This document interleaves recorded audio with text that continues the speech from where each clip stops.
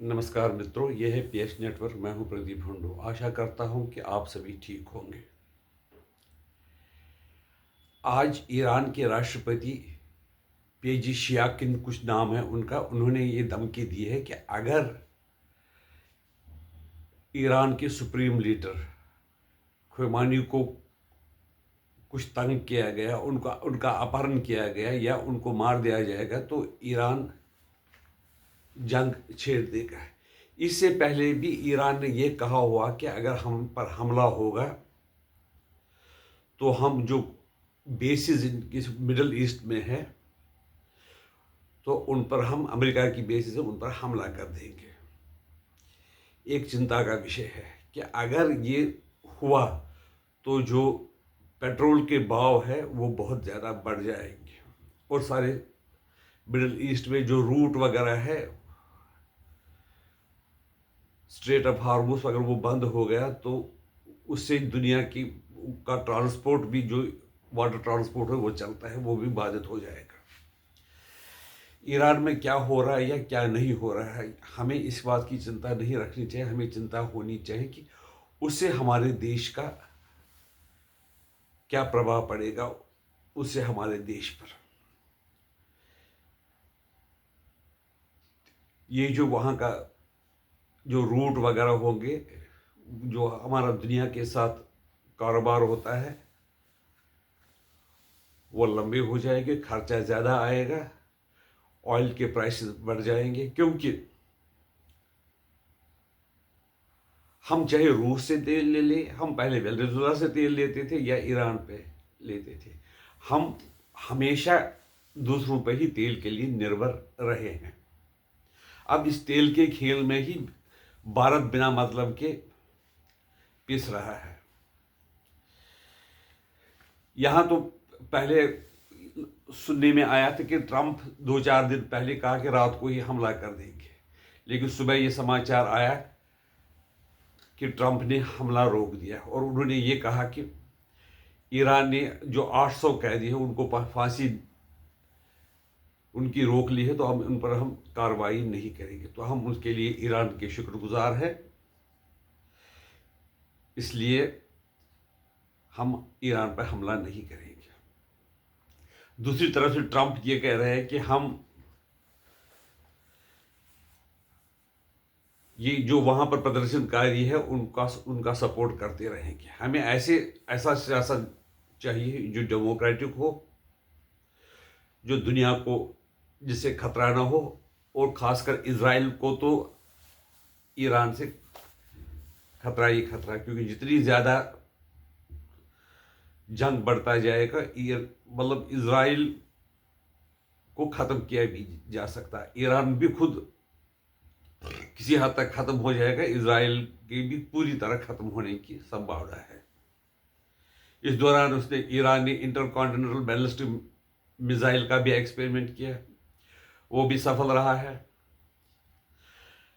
अब ये अमेरिका ये सोच रहा है कि जैसे वेनेजुएला में हमने किया था कि एक ऐसे हथियार के इस्तेमाल किया गया था जिसमें जो उसकी रखवाली के लिए, प्रेसिडेंट की रखवाली के लिए फौजी वगैरह होते थे, उनमें एक केमिकल ऐसा निकलता है जिससे कि जो कि ब्रेन से पानी सोखता है और ब्रेन ड्राई हो जाता है, सोचने की समझने की शक्ति कम हो जाती है और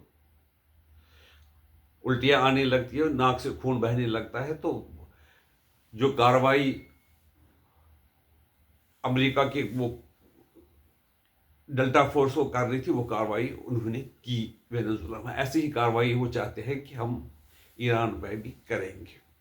वैसे तो लग रहा है कि ये जो लग रहा है कि वो मेल्टडाउन अमेरिका ने किया, कि ये सब धोखा है, क्योंकि अमेरिका जो कहता है उसके उल्टा करता है। इसमें दूसरी बात यह है कि जो पाकिस्तान का भी बता रहे हैं कि इसमें जो जहाज़ वगैरह उड़ेंगे ईरान के लिए, वो पाकिस्तान से भी उड़ेंगे।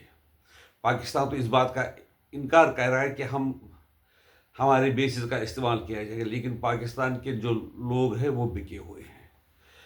उसके मुकाबले ईरान के लोग जो हैं वो इस प्रकार के नहीं है। और ईरान ने जो आयतुल्लाह खोमेनी ने वो ईरानियन रेवोल्यूशनरी गार्ड्स फोर्स बनाया था, वो ऐसे लोग हैं जो बिल्कुल कट्टर हैं, जो कि खुमानी के लिए मरने मिटने के लिए तैयार है।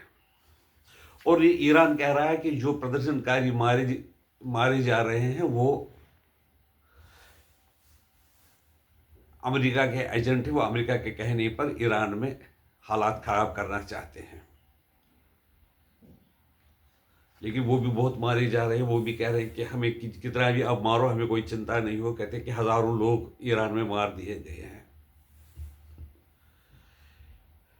अब यही कार्रवाई मुझे जो लगता है कि ईरान पर भी अमेरिका करने वाला है। इस तरह से ऐसे उसकी जो रखवाली करते हैं खुबानी को, उन फोर्सेस में वही हथियार इस्तेमाल करेंगे जो वेनेजुएला में किए थे, और उनको कैप्चर करके अमेरिका लाया जा सकता है या उनको मारा ही जा सकता है। लेकिन अगर हम सोचते हैं कि उससे बहुत ही ज़्यादा मुस्लिम वर्ल्ड में शोर होगा, शराबा होगा, ऐसी बात नहीं। अमेरिका ऐसे किसी डरने वाला नहीं है। लेकिन इसके रिpercussion सारे दुनिया के लिए खराब हो सकती है। कभी फिर अमेरिका का मूड ये आया कि हम किसी और राष्ट्र के प्रेसिडेंट को या प्राइम मिनिस्टर को उठा के ले जाएंगे, उस पर मुकदमा चलाएंगे, वो कर सकते हैं। यहाँ तक कि ये बिल्कुल दुनिया के लिए जो अमेरिका कर रहा है वो दुनिया के लिए बड़ी खतरनाक चीज़ है। यहाँ तक अब देख रहे हैं कि जो नाटो देश, उनके यूरोपियन देश है, जिनका बहुत सालों से आपस में 70 सालों से अपना जिनका ग्रुप बना हुआ, नॉर्थ अटलांटिक ट्रीटी ऑर्गेनाइजेशन, उनसे भी ट्रंप पंगा लेना चाहता है और कह रहा है कि मुझे ग्रीनलैंड चाहिए।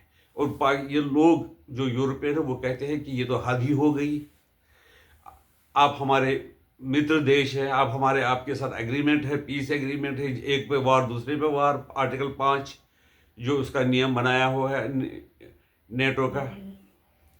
लेकिन ट्रंप उनसे भी ये जो ग्रीनलैंड छीनना चाहता है। रूस को भी जो ग्रीनलैंड पर अमेरिका के कब्जे से पर आपत्ति है। ये दुनिया में तीसरी जो वर्ल्ड वार होने की उससे आशंका बन जाएगी। लेकिन अमेरिका को उसकी कोई चिंता नहीं है। जितना वो अमेरिका चाहेगा कि मेक अमेरिका ग्रेट अगेन, उसे बेशक दुनिया तंग आकर अमेरिका पर उल्टा प्रहार करेगा। शायद डायरेक्टली हमला तो नहीं कर पाएगा, और भी कई तरीके इस्तेमाल किए जा सकते हैं। ये अमेरिका का जो राष्ट्रपति है ट्रंप, ये ऐसा आदमी है जिन लोगों ने, यूरोपियन लोगों ने, जिन्होंने कहा कि हम ऐसा अमेरिका को नहीं करना चाहिए, उन पर 10% टैरिफ लगा दिया। इसलिए उनसे अपने लिए कुछ भलाई सोचना वो बहुत गलत होगा। आपकी राय इसके बारे में क्या है, हमें बता दीजिए। हम ये आशा करते हैं कि ये ईरान और अमेरिका का मसला शांतिपूर्ण तरीके से हल हो, ताकि सारे संसार में अफरा तफरी न फैल जाए। आपकी राय इसके बारे में हमें बता दीजिए। नमस्कार।